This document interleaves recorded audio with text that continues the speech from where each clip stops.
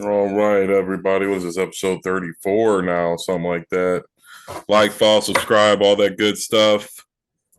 Not too much going on in Bears world. Little Claypool drama. Bulls are stagnant as always as the draft ticks on. Looks like they're not going to make any kind of moves.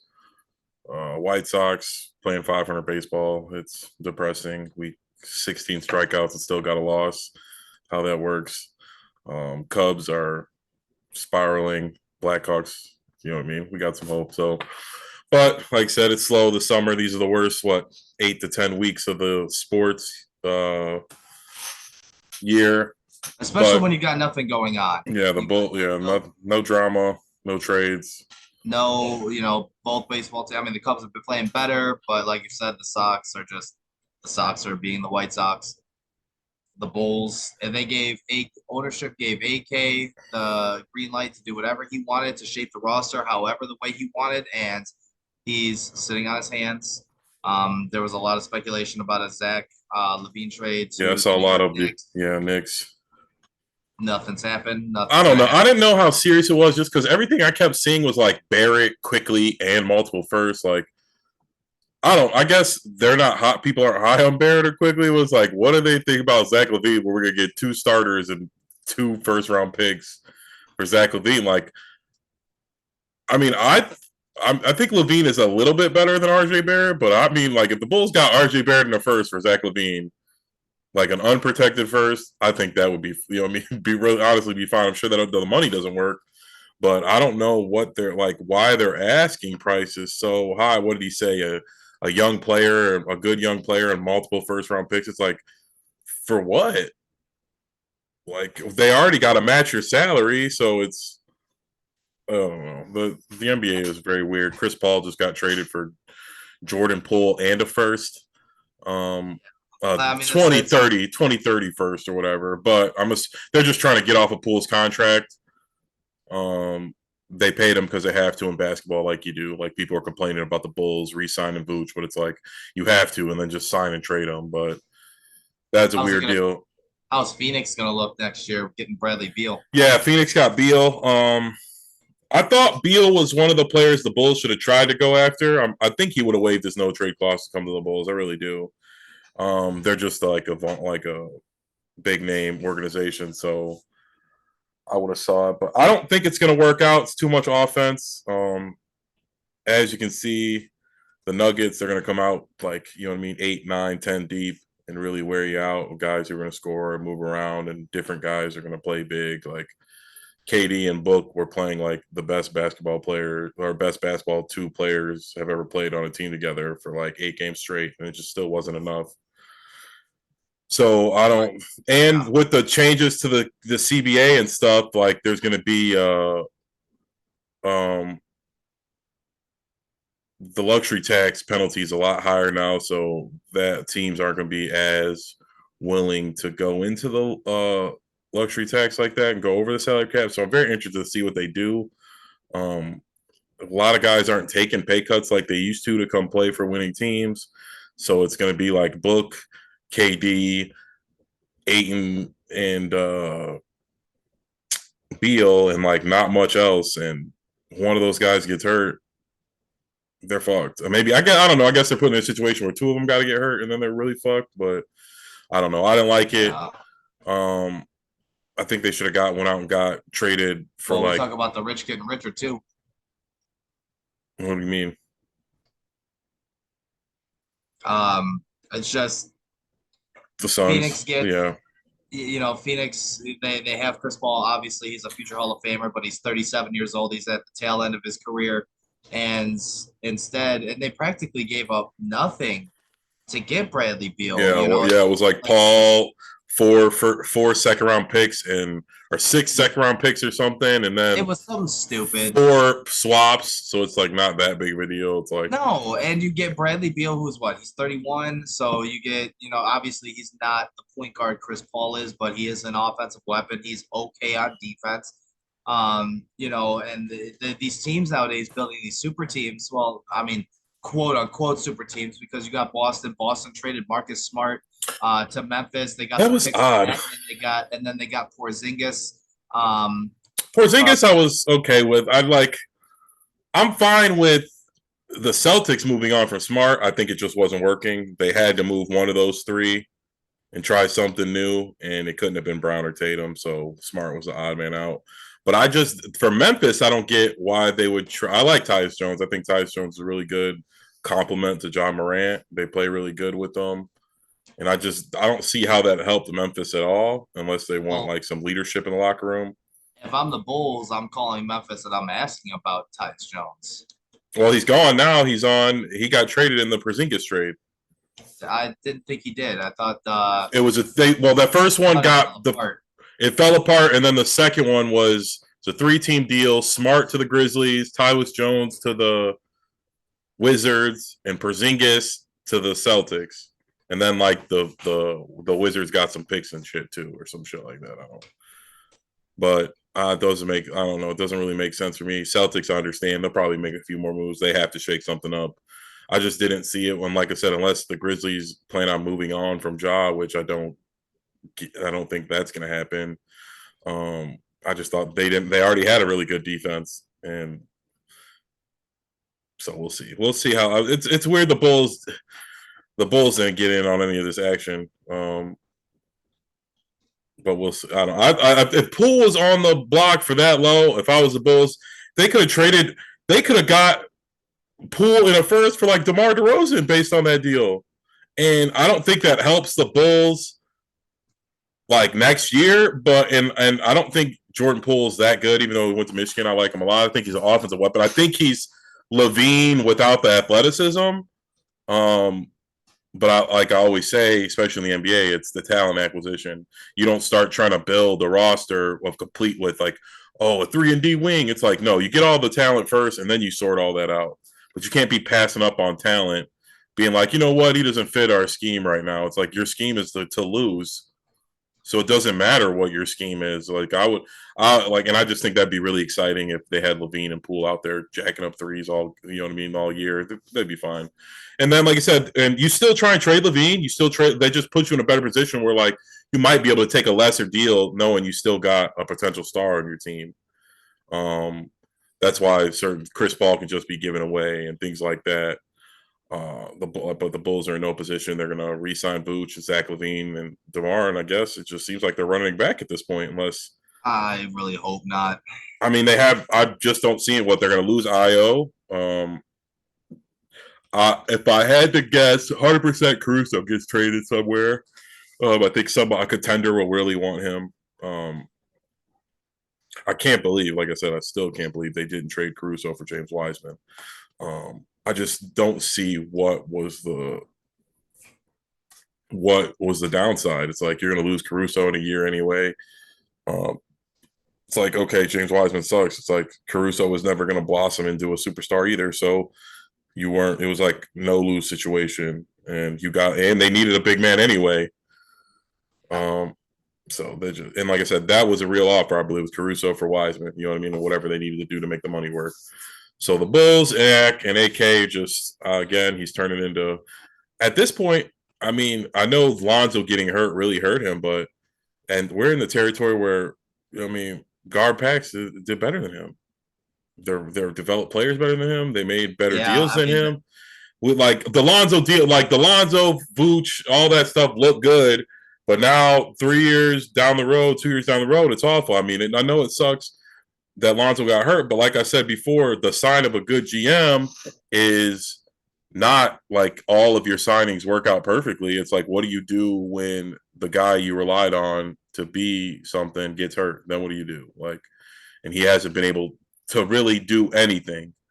no, that was his plan A, B, C, Yes, and it D. was Lonzo was going to lead the Bulls, a traditional point guard, get DeMar the ball, get Levine the ball, and we wouldn't have to deal with you know what I mean, playing hero ball. Um, and like you said, complete playing A, B, C, completely backfired, and now the Bulls are in disarray. I don't. It's like I would buy out Lonzo. I think 20 if he's not playing 25% of his salary counts against the books, but that's still a decent amount. He's making like what is he making 17 a year or something like that or Yeah, 20 or 18 or some shit yeah like I that. think yeah so it's like that's a lot you can get that knocked. I don't know, like he's never playing again. do something. But I would have just went into what the Wizards did: go into tank mode, get what you can for Levine, multiple first round picks, and a possible potential star, somebody, and be done with it. Like I said, I'd let them keep Barrett or quickly. I would give me one of those guys and like Mitchell Robinson and Obi Toppin and a couple picks, and we'll let it ride. Um, but yeah, like I said, I And you don't got really. you got to do something. Yeah, they have no picks next year. It's like, when are you going to get a young star player? I don't know. Is Zion like I would make a crazy offer for Zion? Like Zion's on the block. I would say Levine, DeMar, whatever we got to do and try and get him. And it's like, hope he likes it in Chicago.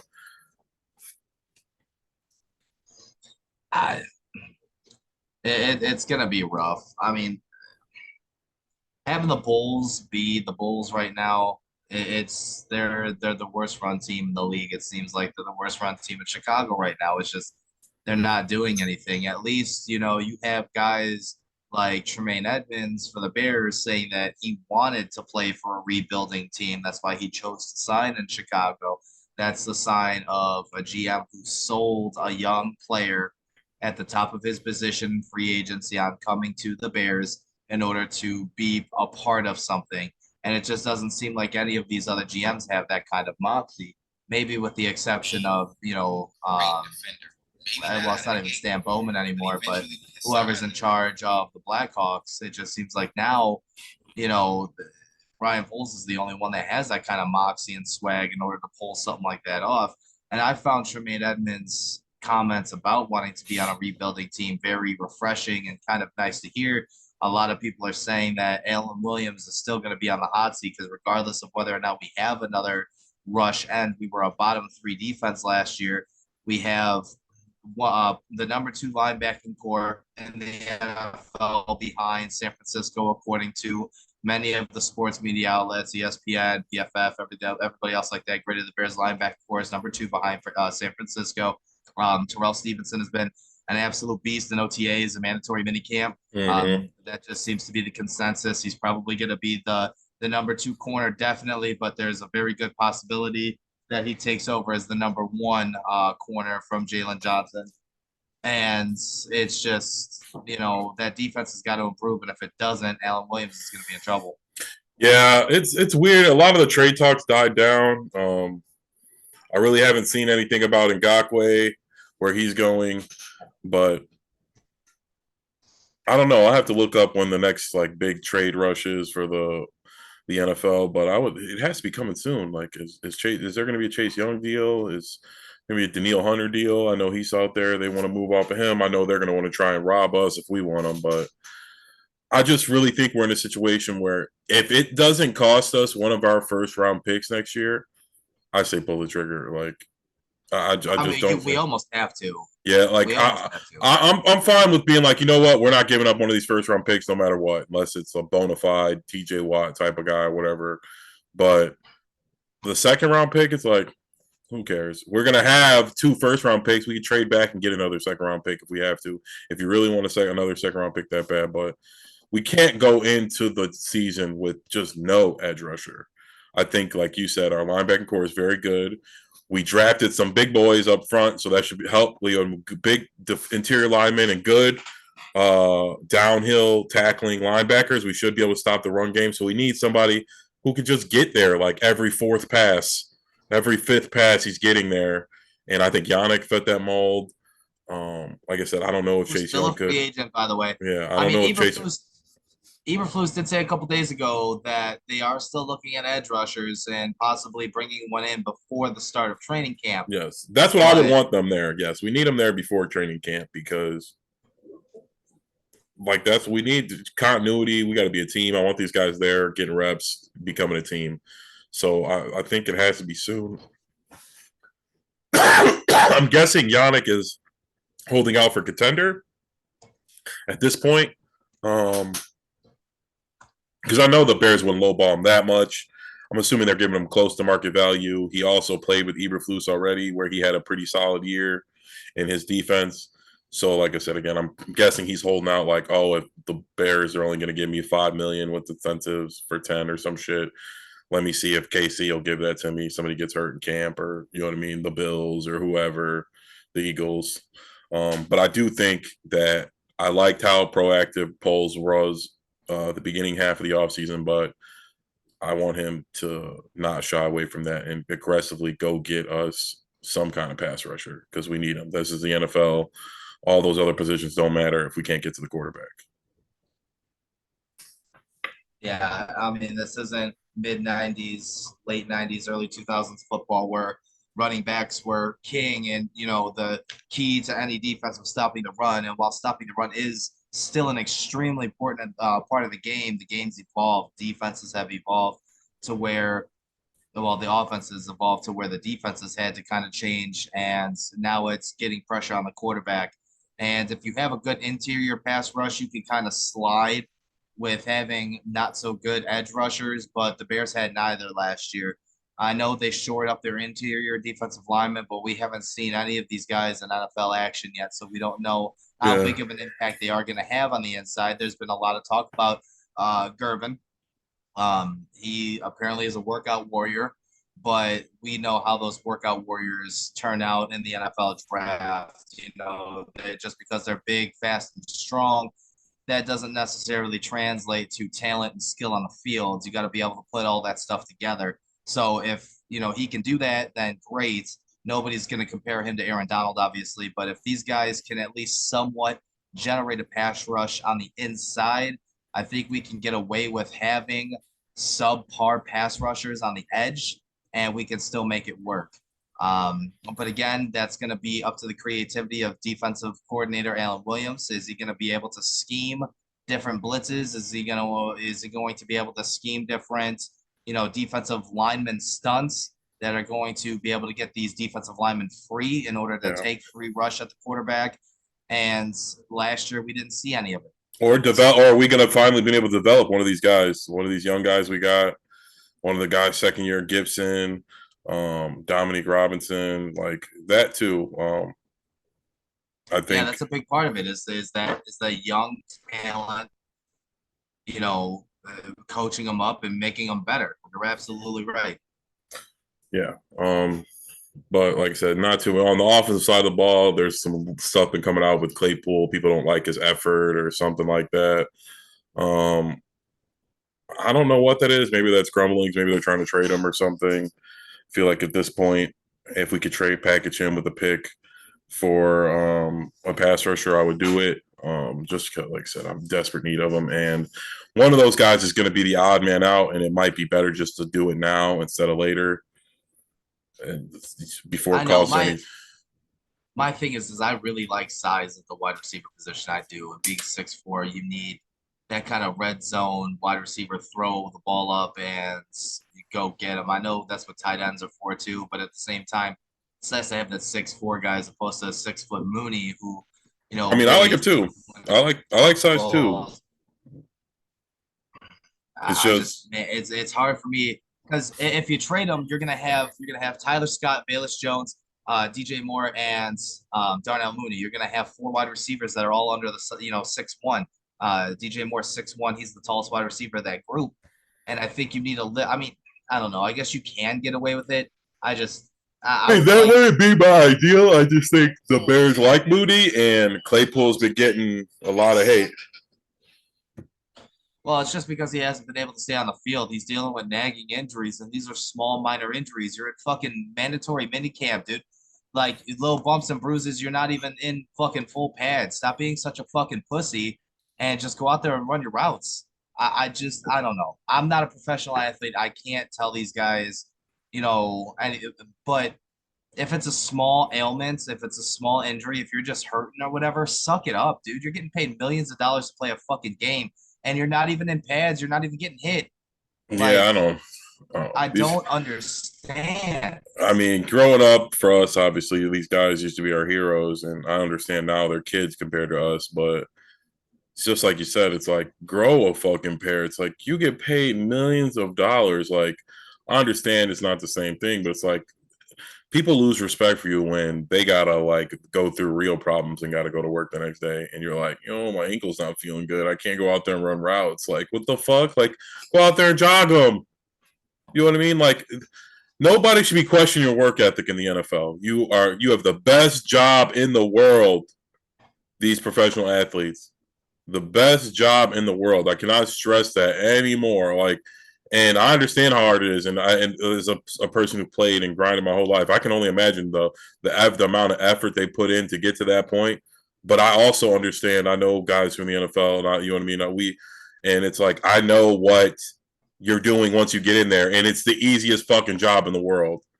You would have got to work out 5 times a week, go to practice 3 times a week, travel and stay in nice hotels, and then once a week playing play the funnest game that anyone's ever created. Like, how hard is it? Yes, it's a toll and all that stuff, but at some point you gotta you. I don't want to hear you complaining. That's like, you know what I mean? You don't really, it's like a model complaining. Like you don't hear them really complaining. Like you have the sweetest gig in the world. It's like, well, nobody wants to listen to you talk about your nagging ankle injury, and it's like, dude, we got real life problems. You're talking about my knees a little sore, like, and it's like your career's on the line. You play good right here. You can. That's $20 million. Like that's also what I don't get. Like, be damned what I think, but it's like Claypool plays a good year, like Christian Kirk. He got $20 million off of, you know what I mean, a good season and a half, and he's an average receiver. You put up a good show, like you said. He's 6'4". He runs a 4.4. Big body guy. You have 1,000-yard receiving year on 70 catches. You're getting $20 million. It's like, if that doesn't motivate you, then what the fuck does? Like, and these guys are just like, I don't know. Like, I could not imagine my ankle hurting, like just being sore. And be like, you know what? I'm gonna sit out of NFL practice. Like, oh, I got better things to do. Like, again, and maybe he is hurt, but like I said with Lamar Jackson, I don't. I'm always gonna question when people are questioning your work ethic, because that's a very um serious thing to come out and say about a guy. So I don't think people say that stuff lightly when they come out and say like this guy, professional athlete, isn't, you know what I mean, has the proper work ethic. That's a bad uh tag label attached to you that you don't want to have. So I don't think when multiple people are saying they're lying, and it's like, even if you are, it's like you're obviously not giving the perception that you're working hard enough. Yeah, no, like I said, I get frustrated with it because I've never been in that position. But me, you, a lot of the people that have just played the play the game in high school and stuff like that. All of our dreams are at one point or another. All of our dreams were to play in the NFL. I can't imagine possibly sitting out because I have a bum ankle, like not even like a sprain. I understand being a professional athlete, having like, a sprained ankle, like a decent sprain, like a grade two. Mm-hmm. If you're I can, hurt, you're hurt. I believe yeah, you, but like these guys are doctors, and they can get in trouble. These coaches coming out and saying they're questioning you being hurt or not, they can get in trouble for that. So unless, you know what I mean, it has to be based on some kind of proof, or they wouldn't say it. That shit wouldn't get leaked out because they're getting a lot of trouble for that shit. Calling out players after, it's like, that's why nobody ever says anything about Kawhi in the NBA. You'll get in trouble. Coach come out, you just get a bad rap. Players aren't going to play for you, things like that. So again, I hope it's all untrue with Claypool. Again, I'm not trying to come down. I would just say I don't. In the NFL, that's one, especially on a year I'm trying to get paid. That's one label I wouldn't want attached to me, is somebody saying I'm not working hard enough. When I just coming off my worst year ever, my contract year is coming up, and I'm third or fourth on the depth chart. You know what I mean? Reality, I'm assuming he's on the cut list. I mean, Tyler Scott not going. Moore's not going. Pettis, Brown, they re-signed them. If they were going to cut them, there'd be no reason to re-sign them. I don't see Pettis, St. Brown, Tyler Scott, or DJ Moore being cut. Obviously, those are fact. They're whereas not getting cut. I will disagree with you there. I think they will cut Pettis or St. Brown because they both signed 1 year deals, Yeah, I like know 1 year that too. Yeah. contracts. They will cut one of them, if not both, before they cut Chase Claypool because they gave up a second round pick for him. It's not happening. Well, I don't think they'll cut Claypool because of like, oh, depth. I think they'll just be done with them. Like, and they don't have a trade partner. I think St. Brown and them are going to play special teams. I don't see Claypool on special teams, so we literally have no use for him if he's not going Yeah, to be one of them. they'll try to recoup like a late round. Somebody will give up a late round pick I hope for him. so. And again, I'd rather him just pan out. And Oh, I would too. I Absolutely. think there's a lot of stuff you can do with them. The Steelers threw a lot. I mean, I know he's a big, tall guy, and you want to throw fly routes to him, but the Steelers gave him a lot of jet sweeps and screens, and he did real good on those. So I think, like I said, I hope Getsy gets. In general, I think we need to be doing more of that anyway. Um, so we'll see. Well, Getsy seems to be a talented offensive coordinator. He seems like he's creative enough to, be able to use the weapons that he has very effectively. I have faith in Luke Getsy, so we'll see what happens with that. One of the things that, you know, it just we have was it 77 days or something like that to the start of the NFL season, preseason at least, preseason football. Uh it's a whole different ball game for us Bears fans. This is something new. This is something refreshing. Having a competent front office. Hopefully, within the next 5 or 6 years, we'll have a new stadium. And it's just, at least put it this way, we're not going to be taking L's like Scottie Pippen because Scottie Pippen took another L. I don't In know if you heard life, about it, but huh? I said in life, he's just been taking them Well, left and right. not only is Michael Jordan's son porking his ex-wife, but a judgment came through on their divorce, and she gets a lot. So, Yeah, I saw it was literally half, which I mean, yeah, who did see that one coming anyway? So but I'm just sitting there. I was like, man, poor guy. L after L after L after L after L. Your mortal, ooh, your greatest teammate who became your mortal enemy because, let's face it, you were kind of in, on the Last Dance. I watched that entire docuseries again just to see that's what what sparked it he was. all. Yeah, just to see what he was talking about. I don't think they really like they I didn't. think he felt guilty after watching it. I think he felt the type of way because some of the people were actually calling him out, but it's like you still there. But people were getting on him, and it was like like I said, I think he felt guilty. It was like the hit dog hollering, or his ears were burning, or whatever you want to call it. But he felt bad because when I watched it, Mike like a multiple times said like I understand why Scotty was doing it. You know what I mean? He wasn't like fuck Scotty, you know what I mean, or anything like that. I think it just looked shitty because also in this day and age, you can just go look up the story of what happened, and it's like Scottie Pippen. If you tell it from his side of the story, he'll make it seem like he had this shitty contract, which it was 5 years down the road, 4 years down the road. But then you hear that like he pushed for it, and Jerry Reinsdorf told him like, "I'm not restructuring this contract. I don't restructure contracts.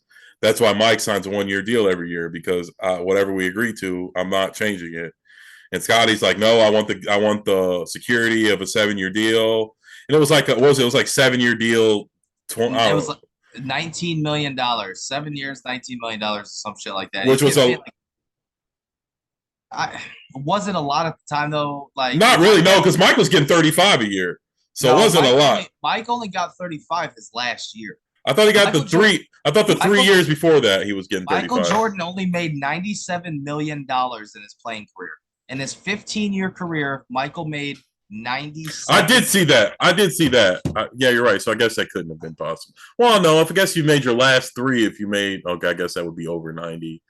Yeah. Yeah, But I mean, it probably wasn't a lot, but it was a lot when he signed it, like his second year, third year, or whatever. It was a lot. But then they three-peated, and then he came back and then he's like, hell no. And then like he led the Bulls when Mike was gone. And then you're like, oh, fuck this deal. And that's the story. And again, I thought obviously we all know Scotty was worth more than that. oh But yeah. these are again, this is where I'm team owner. It's like stop signing the fucking contract then. You know that you're gonna get better. Like you don't think you're gonna get better in 3 years? Like, what do you want me like? This is common sense stuff. It's different when these rappers are like, "Oh, they signed me to this deal where I didn't know I was gonna have to pay them back, and they were giving me loans, and if I didn't make my like those are like really predatory deals." NBA deals are straightforward. They're like, okay, this year, it's like in your head, I'm Scottie Pippen. I'm gonna get better. I'm getting better every year. I'm in my prime. So why would you sign a fucking 7-year deal? Like LeBron does it right. He does like a 2-year deal, so he can get compensated properly for the TV deal that the NBA makes every couple of years. And some of these guys sign 6 or 7 year deals because they're like, you know what? I just want the big record breaking contract that looks like I'm making $500 million.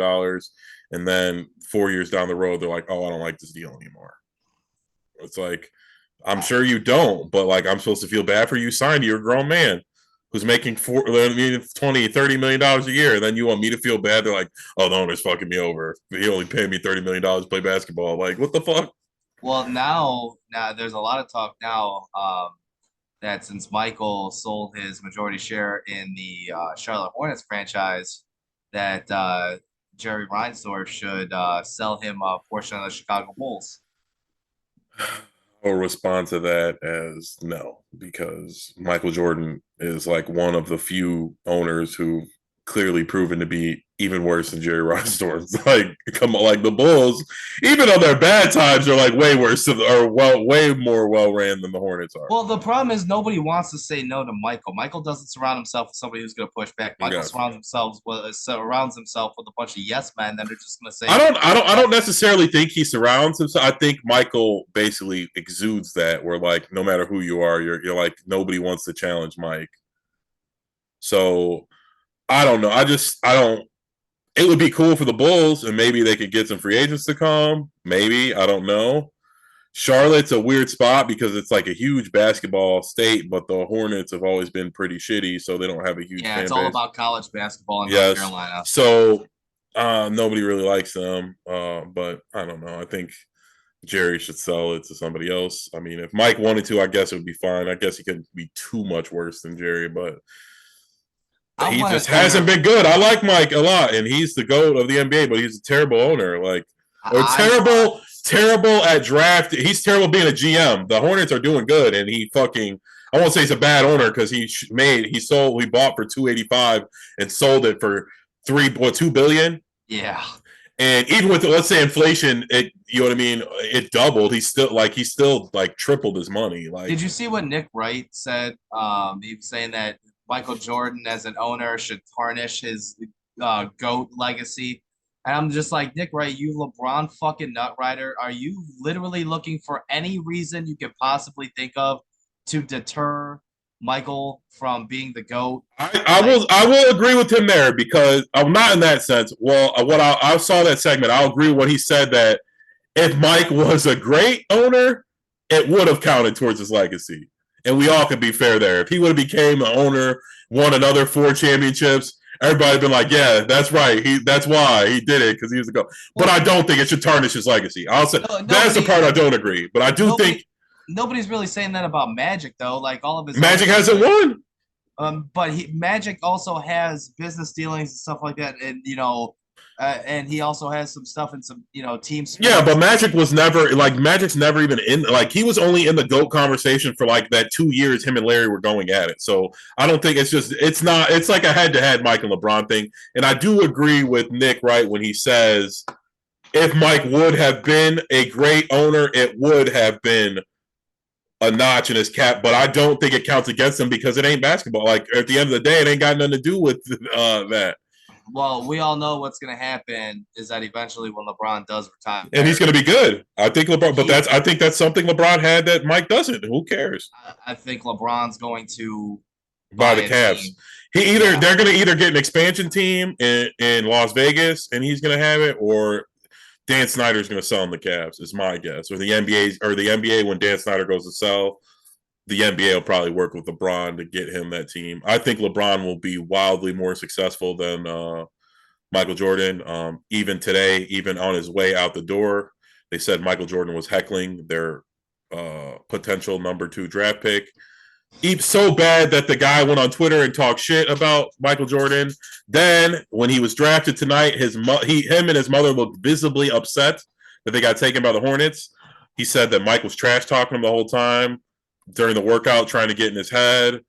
That just means he's soft. We're from a different era, but that's always been the knock against Mike. Hate it or love it, this era guys don't like to be talked to like that. Like they don't want to be coached like that. They don't want to be pushed like that. And that has been the downside of Mike's ownership career and GM career is that he he he leans on these kids harder than they like to be leaned on, and unfortunately, not even though Michael Jordan is the one of the biggest stars ever, it's a players' league now, and I even know when it. Mike was Mike, it wasn't a players' league. It was a coaches and the GM league, and now it's completely a players' league. And Mike doesn't realize he's not a player anymore, or you know what I mean. He's still coaching in the same way he was, but again, I just don't think he'll be good. And I think LeBron will be good because I think LeBron knows that. I think LeBron is very relatable. He's very he's just a nice guy. People like him. They want to play for him. They want to play with him. They want to be around him. And I don't know if people have that same love for MJ. I think If the Bulls do get a new owner, I want an eccentric owner like yeah, Mark Cuban. yeah, or even the guy on the Suns. Even though like I said, we opened up with me not agreeing with him. I do like the energy in the NBA. You can't stay stagnant. You got to make moves.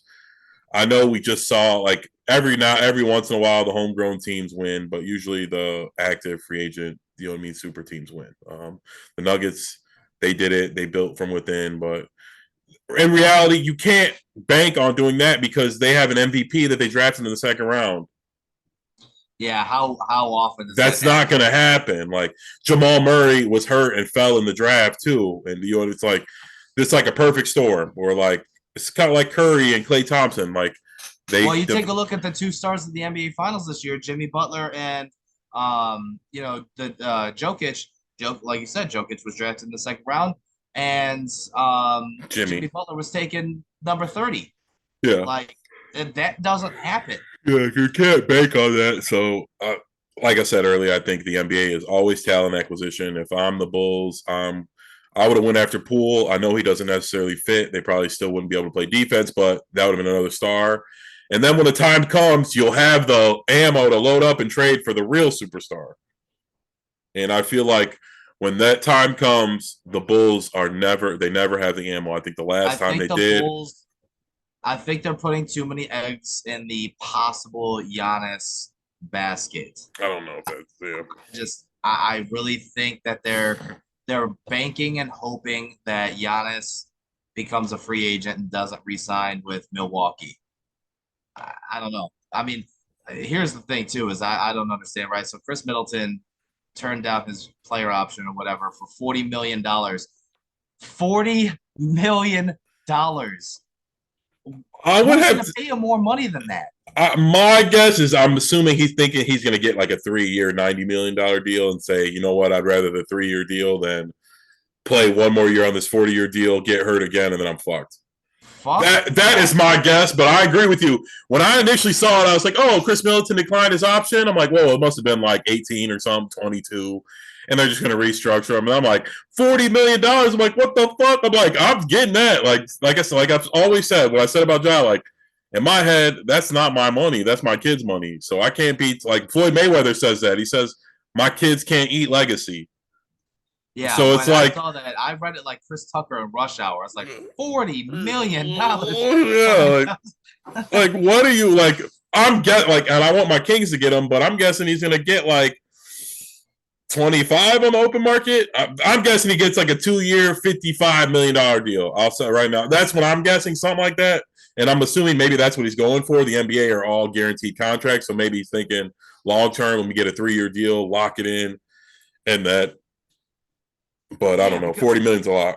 $40 million, that would be like Aaron Rodgers retiring because of, That's how I knew. with $50 million out No, of it. everyone knew they're like, yeah, he's gonna retire. Who's gonna And then retire $50 million? Like, it's and then on impossible. top of that, you got Lionel Messi coming over here, from the Euro League going to Miami.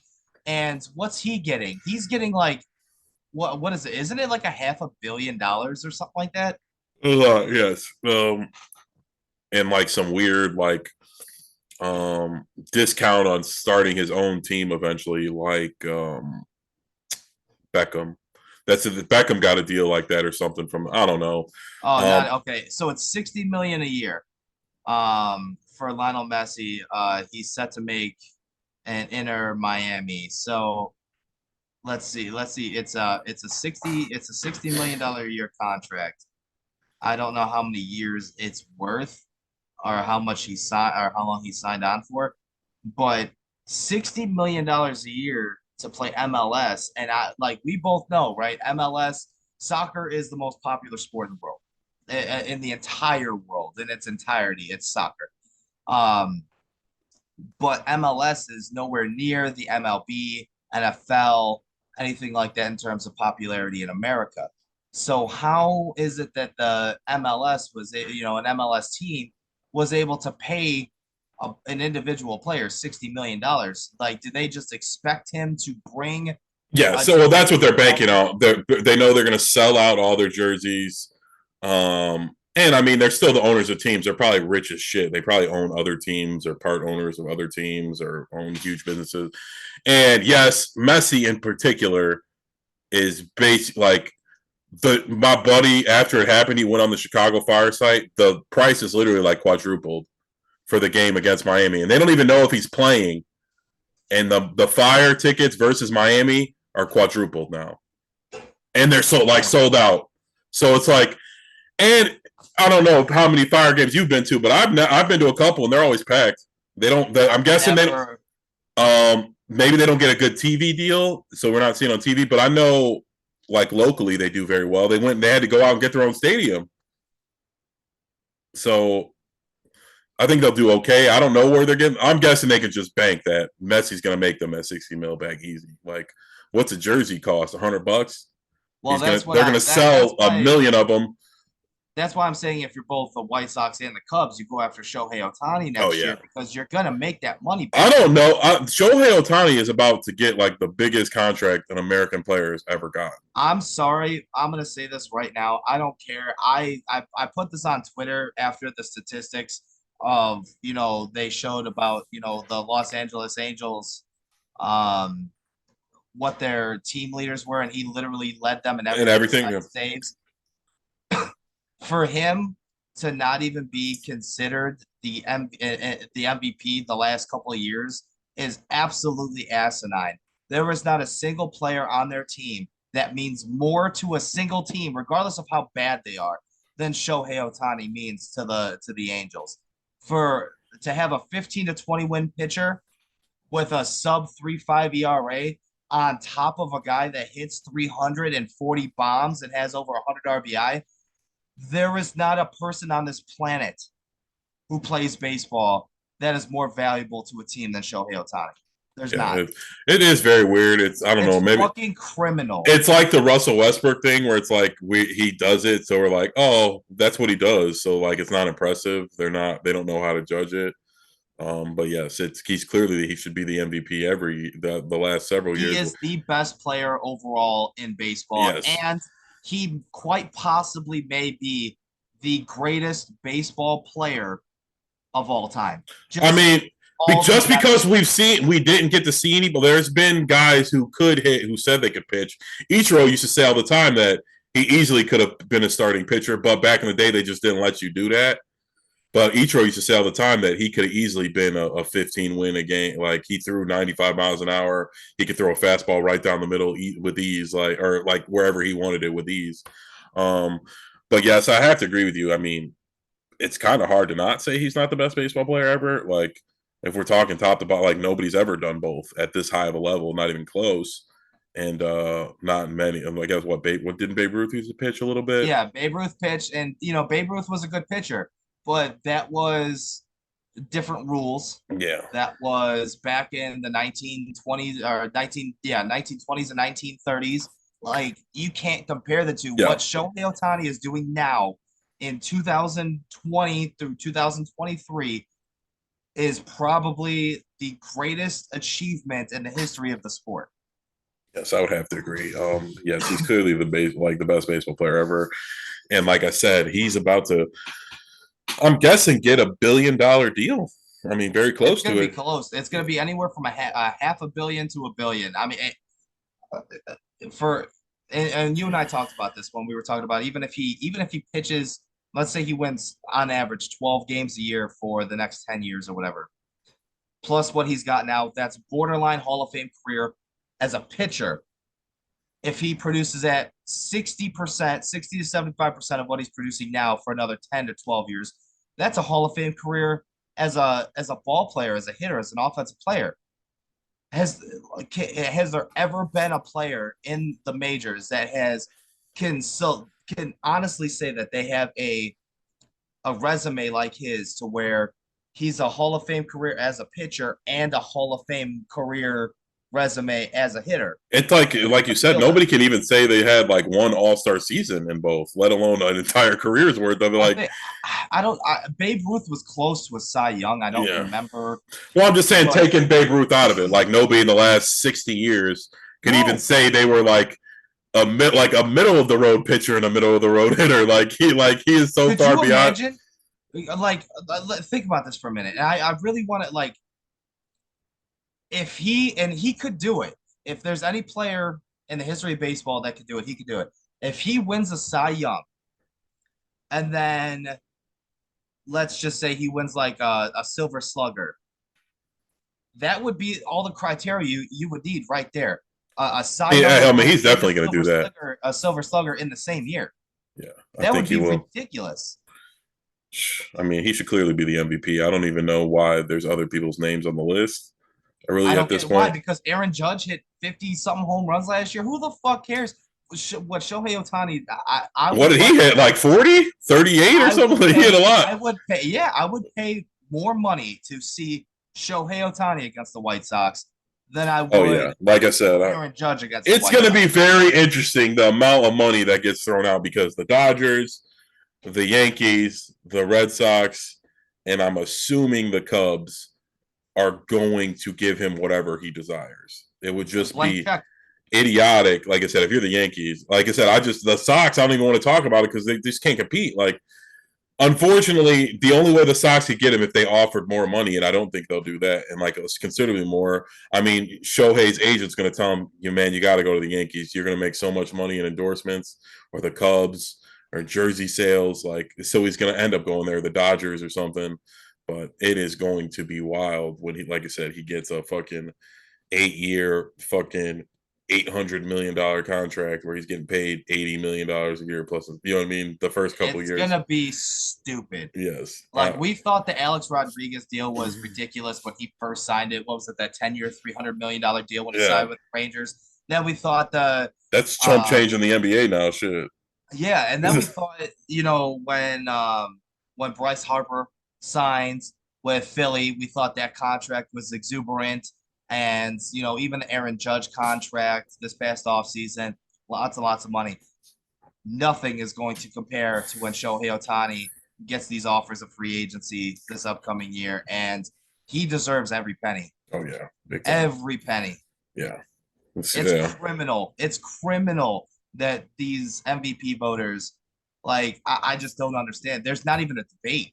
Not even a debate. I understand that they haven't went to the playoffs or anything like that. And should team success be considered an MVP voting? I mean, sure, but at the same time, baseball is a different game than the rest of, the sports. It's more, baseball as a whole is a team game. And like you can pitch around people. You can you can have an MVP level quarterback and still make the playoffs with just a really good quarterback. We've seen it all the time. Basketball, all it takes is one guy. LeBron James carried the fucking Cavs to the finals, how many times, and went to the playoffs how many times, but just because he was the most dominant player on the planet at the time. But baseball's different.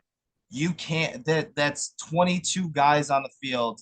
Say, yeah, obviously same as football, but there's too many like different variables in baseball that can happen to where you get a lead. He's the starting pitcher.